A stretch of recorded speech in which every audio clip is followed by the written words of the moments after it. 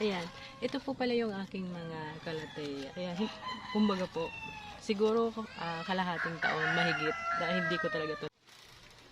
Hello mga plantito, plantita. Good morning. Ayan, good day po sa inyong lahat. At ngayon po ay July 5 ay bago po ako mag-garden, ayan naisip ko po muna pumunta ng center regarding po doon sa na yung natusok po ako ng pako. Kaso yung last week pumunta ako doon ay walang doktor. Nasa seminar at ngayon naman July 5 pagbalik ko, ngayon ay Friday ay wala pa rin pong doktor nasa seminar. At pumunta naman ako sa public hospital sa Karatig Bayan sa San Jose Camarines Sur. Ayan, hindi na ako inabot. Cut off na kasi kailangan 15 lang na pasyente, and then afternoon naman mga 1 naman daw. Hindi sila nagpapalista kahit kunwari po hindi ako inaabot doon sa dapat ma-check upan. Dapat po sana ay yung kung pwede na magpalista po parang ngayong hapon. Hindi raw po sila naglilista. So, kung sino lang daw po ang mauna, yun yung ililista, 15 ulit. Ngayon po, ang pumunta ako doon sa Dahat. May isa pa rin doon na, ayan, na hospital, na, ayan, doon ako nakapagpalista. At ngayong 12 ang balik ko, at, ayan, 150 man lang ang check-up doon, at ako yung bibilin ng pang-inject. Ito kasi yung pako. Di una. Ayan. Ayan yung nakatusok. Ayan. Pero, pag uwi ko mga plantito, plantita, ay mag-garden tayo kasi na-miss kong magkuti-kuti doon sa mga halaman ko. Nangangalay ko lang dito. Ang andyan. Pero sa right yun eh. Sa right na talampakan ko yung natusok itong pako. Pero hindi ko alam kung konektado ba ito. Hindi naman itong kamay ko itong palad ko ang dito. Ayan, dyan. Pero ayan, syempre hindi ito ang content na gusto kong i-share sa inyo. Syempre mag-garden tayo kasi wala ngayon si Mitoy, kasi wala pang pambayad si Plantita Joy, parang pagpatuloy niya. So ngayon ay bilo tayo sa pag-garden after kong makapagpaturok kung hindi po masakit. Ayan. Pero ayan, welcome back ulit muna dito sa aking munting channel, MJ na Grandpa Channel. Ako po si Joy, ang inyong certified plantita. Ayan, nandito na po ako. Dito sa Dahat, ayan dito sa Shervas de Maria. Dito po ako magpapa-injection ng anti-tetanus. Wala pa si Doc. Ayan. Pero marami na rin naman nag-aantay-antay. Ayan. Hindi pa po ako na-injectionan kasi po kailangan daw po Monday. At dapat daw po may doktor kasi ayan. Titestingin po kung wala po sigurong allergy reaction. Ganun po. Kasi ayan, alas 2 na ang doktor po ay aalis. At ito, binigyan naman ako nitong gamot na 2 times a day at saka yung ascorbic acid. Yan po. Sa loob ito ng 5 araw. Tapos ayan, okay na. Balik na lang po ako ng Monday ng umaga para nandito daw po ang doktor. Para kung ano man ang reaksyon ay mayroon pong doktor. Ayan. Kaya pwede po tayo mag-garden at hindi pa naman po tayo na tutudukan. Ayan, sabi ni Doc, mas okay na po talagang nagpa-injection ako nitong anti-tetanus. Kasi, ayan, delikado po. Ayan, away na po muna si Plantita Joy. At sobrang init dito sa amin. Napakainit. Today is July 8, Monday. At ngayon yung araw na pinapabalik ako doon sa Shervas de Maria. Isa siyang center pero parang hospital na din kasi nag-a-accept na rin sila nung mga manganganak at may mga laboratories din sila doon. Ayan, kaya sana hindi masakit. Talusot pa naman ako sa injection. Pero may naalala ako, sabi ng biyanan ko about sa injection. Ayan. Sige po, at kailangan ko po muna isettle itong aking sarili na makapag nitong anti-tetanus.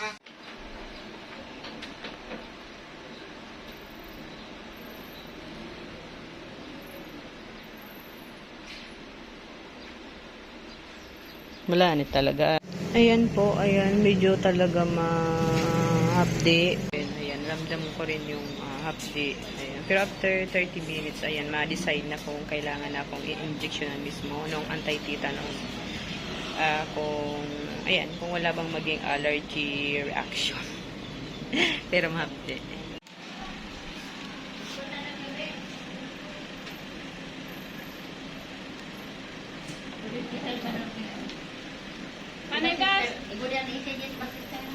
Tsaka bago po siyang gayo makulog. Ano po?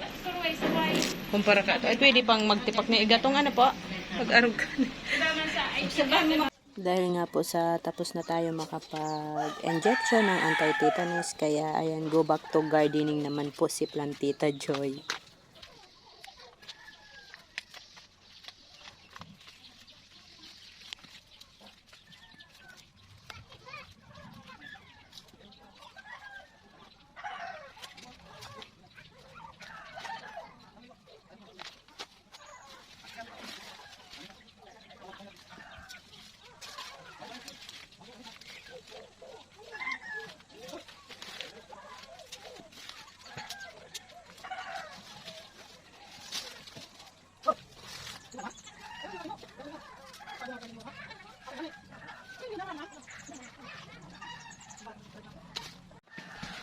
Ayan po, lumaki na rin naman yung lima. Ay, agla.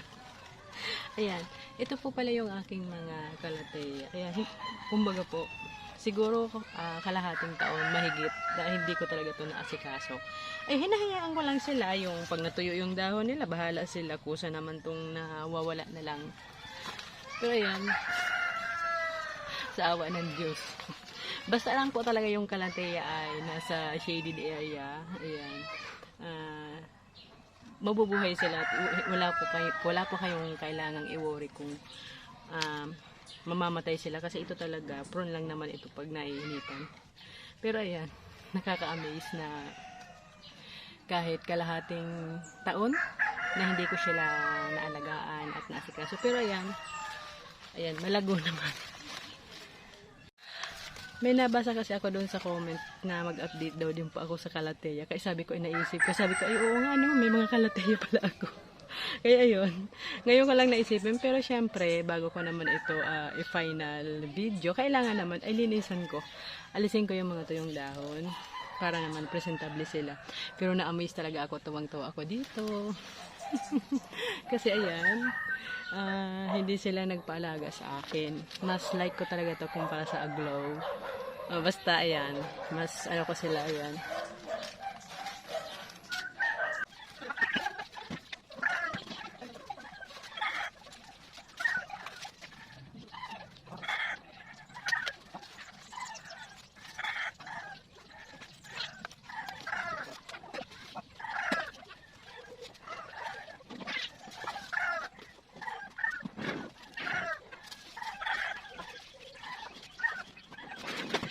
Dito po sa kalateya ko, mayroong nag-improve, mayroon talagang hindi. Pero never mind, yung hindi naman nag-improve ay okay, bahala sila. Kaysa stressin ko yung sarili ko dahil hindi sila nag-i-improve, i-divert ko yung attention ko at ma-amaze, matuwa dito sa mas nag-i-improve. Ayan, kasi nga naghahalaman tayo para humiti. Ay, natuwa lang ako. Nakakatuwa, ang ganda. Pero mayroon pa po ako nitong mga kalatiyang naka-direct lang. Ayan. Hindi ko sila masyadong bini-baby kasi nagigiman maarte at saka ilayon.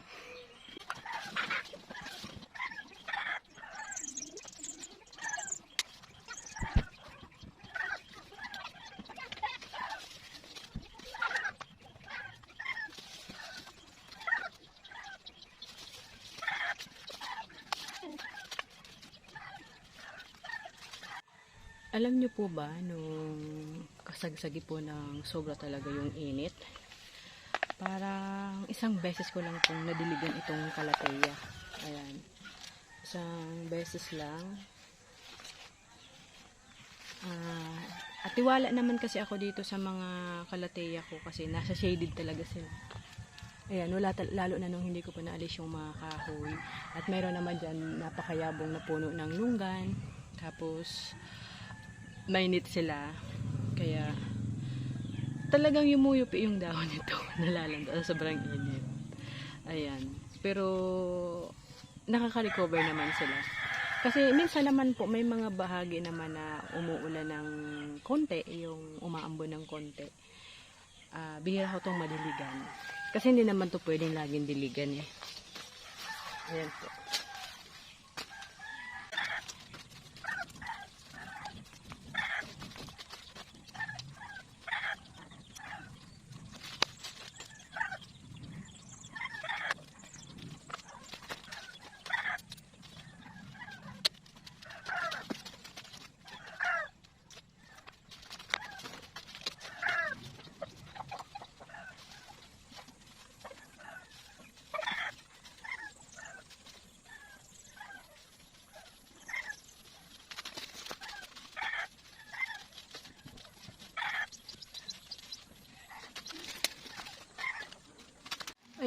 plantito, natapos ko lang alisan ng mga tuyong dahon para naman presentable sila. At ito yung parang frame doon sa para kasi itong takip sa motor, parang yung dinalagay sa motor na ganyan. Ayan, sira naman na, kinuha ko na lang ito. At ito yung itutusok ko sa gitna nitong mga halaman kasi nagaganon yung mga dahon para tumayo ng maayos. Ayan, pakinabangan po natin ito. Ayan. Tapusin ko lang po ito kasi umuulan. Parang maulan na yata o tag-ulan na. Pero ayan, ipipresent ko lang itong aking bagong garden. Ano ba ang tawag dito? Garden accessories. Ano? Equipment. Basta ayan na, ayan gamit sa pag-garden. Ayan. In-order ko to online. Galing pa talaga to ng China. 290 ito. Ayan. Pangkagkag. Ayan. Ayan lang po. Ayan po mga plantita. Bali, natapos din. Pahinto-hinto po kasi umuulan. Bigla pong uulan ng malakas at iinit. Sobra pong alinsangan. O kung sa Bicol, maalis nga pong maray. Ayan, bali talagang ang lahat naman po ng halaman pag nalilinisan natin yung pinaka-puon nila. Puon po kasi yung tawag sa mga ganyan sa amin sa Bicol. Ayan, puon, yung mga ganyan. At nawawala yung mga tuyong dahon. Lumiliwanag din talaga yung kanilang mga puno at nakikita yung kanilang ganda. Bali, na iba yung mga ayos nito, yung pagkakasunod-sunod at sa variety. Kasi, siyempre, ang nilagay ko dyan sa may taas ay yung mga matataas. Ayan, yung mga nilalagay ko ay yung mga matataas, yung mga variety. Yun talagang, At nilagyan ko rin ng ganito po. Yun nga, napakita ko naman na. Para lang hindi sabog-sabog din yung kanilang mga dahon. Bali, ito po, kung mapapansin nyo dyan, dati po, napakalago po niyan. Kaso nung inalis ko tong saglit po. Ayan po, nung naputol ko po yung mga sanga dyan, at saka yung mga sanga din ng berries, ayan, ganyan po, mainit. In-adjust ko nga po ito, medyo in-adjust ko papunta dito itong net. Kasi ito lang yung dati, Ayan, hanggang lang po dyan yung dati. So, hindi po natatakpan sa part na ito, sa unahan. Kaya, ayan. Pero parang mainit pa din. Ayan, repairing ko na lang pag may poste. Naputol na po kasi yung poste na nagawa ko noon. Kaya, ayan, i-adjust ko na naman ulit siya pag may materialis na. At ayan, mas kita dito. Ayan. Nilinis ko yung kailang mga tas yung mga tuyo talagang dahon ay inalis ko. Ayan po. Sobra na pong dyan. Naiinitan na sila. Kaya may mga parts ng dahon nitong kalateya na, ayan, na-damage. Kasi nga po sa init. Pero po sa part na ito, ayan, dahil sa, ayan nga po, napakalago ng puno ng lungga na hindi naman namumunga. Ayan. Dumi lang yung binibigay sa akin. At saka lilim naman. Ayan, para dito sa ibang mga plants. Ayan, okay sila. Maganda, malago. Ayan, wala akong masabi. Kasi wala naman po itong mga, yung fertilizer. Ayan, wala silang mga pampataba. Kumbaga po, lumalago sila ng natural. Natural lamang po ito. Kumbaga mga organic plants. At ayan, hindi ko na isa-isahin yung mga IDs nila kasi ayan, nagawan ko naman na ito ng content na with ID. Ayan. Pinapakita ko lang din itong mga plants na ito yung advantage din ng kalateya sa aglaw. Aglaw ni ma masyadong alagain talagang hindi kayo magkasundo. Kasi uurin siya, wala akong tiyagang mag-alis-alis ng uurin. Siguro po kung ang halaman ko lang ay aglaw or kalateya, more on nakapat na plants, siguro mas maa-atensyonan ko sila. Yung klase po ng pag-garden na mayroon ako, ayun talaga pong ubusan ng lakas. Talaga pong, kasi yung kita nyo po, yung damuhin, marami. At hindi lang naman ito yung mga plants ko. Talagang halos yung maghapon kulang din po. Kaya wala na rin akong oras pang para araw-araw silang i-check. Araw-araw silang bisitahin kung may uod o ano. Kaya ayun, kaya mas pinipili ko nga po yung mga plants na hindi masyado alagain kasi para makabawas sa trabaho ko. Yun nga po, nabanggit ko doon sa unahan ng video, maniwala po kayo sa hindi ay nung kinasagsagin ng init, isang beses ko lang po ito nadiligan. Nakikita ko silang nalalanta yung mga dahon, pero ayan, pray na lang ako, sabi ko sana umambon. Pero nagkakataon naman po, despite nung sobrang init nung panahon, may mga gabi or hapon na umaambon. So, nakakainom sila ng tubig. Hindi naman po nito kailangan yung maraming tubig kasi nabubulok din po ang kalateya pag nababad sa tubig. Ito po kasi putol na ito. Ayan. Putol. Ayan, maraming dahon po dito ng lunggan. Hindi pa po ako makawalis dahil sa umuulan at basa ang lupa. At eto, ayan, sobra akong amaze na amaze. Amaze na amaze ako sa kalateya. Kasi basta hindi sila maselan. Super love ko sila. At eto, ayan din sila dyan. Bale, yung lahat ng mga plants na medyo matataas at yung pag-grow nila ay patayo talaga, ayan, nandyan sa part na yan. Ayan, okay naman po sila.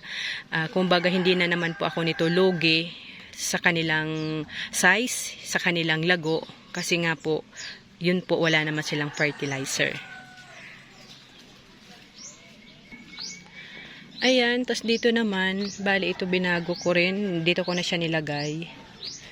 Ayan, super ganda lang nitong parang plastic ang dahon nito, itong Beauty Star.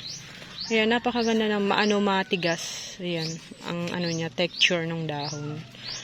Kaya goods na goods naman talagang gawin tong indoor. Ayan, pero pag indoor plants naman po, dagdag na naman sa pag-maintain kasi kahit paano po ay kailangan din nila ng morning sunlight. Kahit nga po ay gusto nito ng kalateya ng shaded area, kailangan din po ito ng 1% sunlight para mabuhay din sila. Hindi naman as in yung pang afternoon sunlight kasi sobrang init na talaga yon. Pero ayan, mayroon pa po ako ibang mga kalateya na kasi marami po baga ito. Hindi talaga nag-improve. Hinayaan ko na lang po yung mga hindi nag-improve. Siguro ayaw nila sa akin. O maselan lang talaga. Kasi ito naman binigay ko naman yung tamang pag-aalaga na kailangan nila. Tulad nga nung ang pinagtaniman ko po nito ay yung lupa na may halo ng ipa at saka nag-add pa nga po ako sa ibabaw ng mga coco cubes. Ayan. Kumbaga yung natural way na